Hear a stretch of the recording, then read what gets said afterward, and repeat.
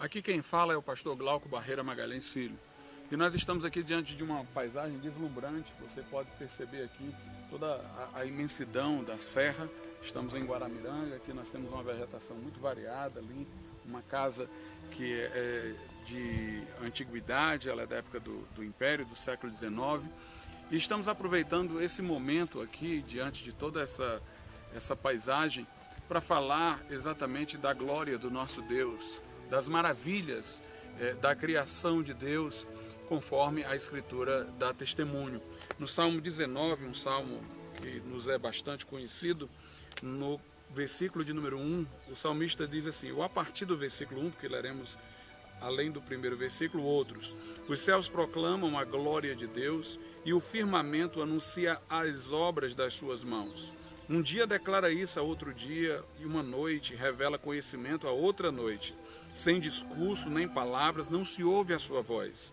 Mas a sua voz se faz ouvir por toda a terra e suas palavras até os confins do mundo. Ali pôs uma tenda para o sol, que como um noivo sai do seu aposento e como herói se alegra a percorrer o seu caminho. Sai de uma extremidade dos céus e percorre até a outra extremidade. Nada se esconde do seu calor. A Bíblia fala que a natureza, ela tem uma linguagem, ela tem uma mensagem, ela tem uma proclamação. Os céus proclamam a glória de Deus e o firmamento anuncia o seu poder. E aqui diz que apesar de não se ouvir a voz, há uma comunicação, há uma linguagem. Quando lá, depois de ter criado todas as coisas, a Bíblia diz que Deus falou, eis que tudo é muito bom, mesmo quando ele disse isso em relação a cada momento da criação, Deus não queria falar para ele próprio que era bom. Deus queria falar para o homem. Eu sei que ele criou a sua imagem e semelhança, dotado de inteligência, de capacidade de concordar com Deus, de dizer realmente tudo é muito bom, de dizer amém àquela afirmação de Deus, de apreciar todas as belezas da criação. Então nós temos também lá na carta aos Romanos, no capítulo 1, que os homens são inexcusáveis, porque o eterno poder de Deus, sua divindade, se manifestam pelas coisas que estão criadas. Nós podemos então concluir que não há razão para o homem negar a existência de Deus, de um Criador por trás de toda essa coisa que estamos vendo. Durante o período da Idade Média, Tomás de Aquino valorizou muito o aspecto racional dessa constatação, dizendo que deveríamos encontrar uma razão de existência para as coisas. Deveria haver uma causa não causada para tudo isso, um motor que move o mundo, que move a natureza, que dá ação a todas as coisas e que ele próprio não foi movido. E através desse raciocínio, ele inferiu, a presença do Criador por trás de todo o universo. Mas dentro do movimento evangélico, uma outra percepção foi colocada, menos racionalista. Nós temos, por exemplo, Jonathan Edwards destacando a beleza da criação, a harmonia. Quer dizer, nós, ao olharmos para a natureza, antes mesmo de fazermos essas digressões, esses raciocínios que Tomás de Aquino sugerira, nós já nos deslumbramos com aquilo que vemos, nós já nos sentimos diante da imensidão do universo, diante de uma beleza que nos toma, que se apodera de nós e que dá testemunho imediato do Criador. João Calvino falava do sensus divinitatis, portanto também não falava tanto de um aspecto primariamente racional, mas de uma espécie de sentido que nós temos, um sentido do divino, pelo qual a gente percebe o mundo criado e se maravilha com ele. Alguns teólogos chamavam isso de revelação natural. Os homens que não são capazes de ter esse sentimento, esse deslumbramento, eles estão como que castrando uma dimensão de sua existência. Eles estão matando um sentimento mais profundo que por natureza brotaria. Por isso que a Escritura diz que só o nécio, o tolo, diz no seu coração não há Deus.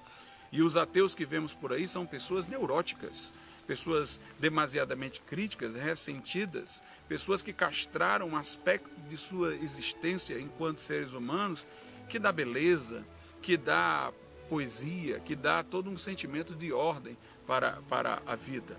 E a mesma Escritura que fala dessa revelação geral de Deus, mesmo no Salmo 19, já continua a leitura com a revelação especial, dizendo que a lei do Senhor é perfeita e restaura a alma, o testemunho do Senhor é fiel e dá sabedoria aos simples. Os preceitos do Senhor são retos e alegram o coração. O mandamento do Senhor é puro e ilumina os olhos. O temor do Senhor é limpo e permanece para sempre. Os juízos do Senhor são verdadeiros e inteiramente justos, mais desejáveis que o ouro sim, do que o ouro puro, mais doces do que o mel que goteja dos favos. Então nós podemos perceber que quando a gente vai da natureza para a palavra de Deus, a gente ainda está dentro dessa esfera de beleza, sendo que aqui na Bíblia, na revelação especial, nós conhecemos o desígnio de Deus, o propósito de Deus para conosco, os seus juízos, os seus mandamentos, os seus preceitos. E a descrição do salmista é de um paladar que aprecia, são mais doces do que o mel destilado dos favos, de algo que traz um conforto psicológico, restaura a alma, refrigera a alma.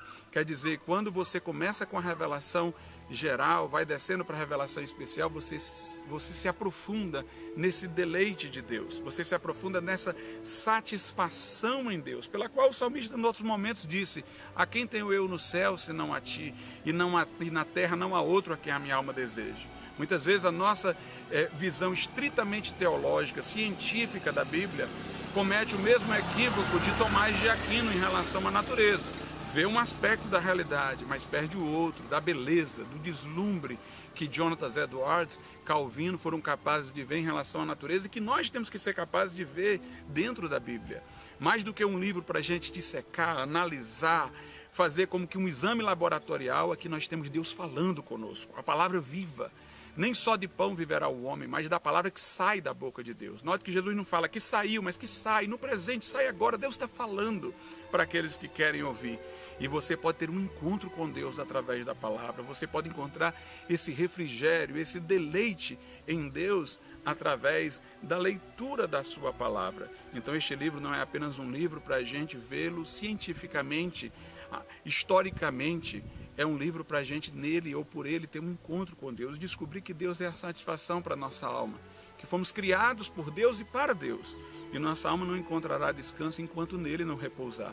E não há caminho para Deus senão através de Jesus. Jesus é o verbo através do qual Deus criou todas as coisas, porque Ele o fez pela sua palavra. É a sabedoria de que fala lá em Provérbios, pela qual todas as coisas tiveram sua medida e beleza. E este verbo se fez carne e habitou entre nós. E a revelação especial culmina na sua pessoa. Deus outrora falou pelos profetas de muitas vezes, mas por último falou por intermédio de seu Filho. É a revelação máxima de Deus. Jesus diz: quem vê a mim, vê o Pai.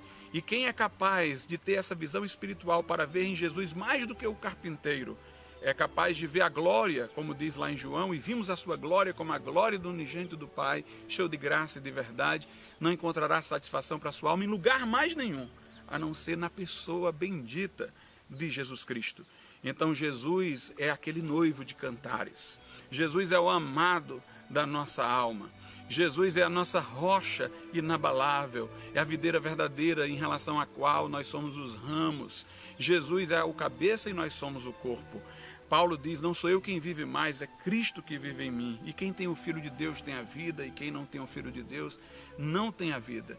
Então tudo aquilo de que sua alma precisa está na pessoa bendita de Jesus. Você começa a ver o verbo por trás da criação, mas é quando você encontra o verbo encarnado que você vai encontrar finalmente a resposta de que sua alma precisa, em definitivo, a salvação para a sua alma e a santificação para a sua vida crente. Então comece a ver o Evangelho com outros olhos, não apenas com olhos matemáticos, com olhos frios, dissecatórios, analíticos, mas comece a olhar para o Evangelho e ver a beleza do plano de Deus, e ver a maravilha do amor de Deus. Como disse Lutero uma certa vez: Deus para mim não é o motor não movido, nem a causa não causada. Deus para mim é um forno de amor em brasas. Então você precisa descobrir esse Deus de amor que se manifestou na pessoa bendita de Jesus Cristo. Que Deus abençoe você e que você possa sair daqui para aqui e nesse livro encontrar aquele que deu a vida por você na cruz do Calvário. Que Deus abençoe a todos.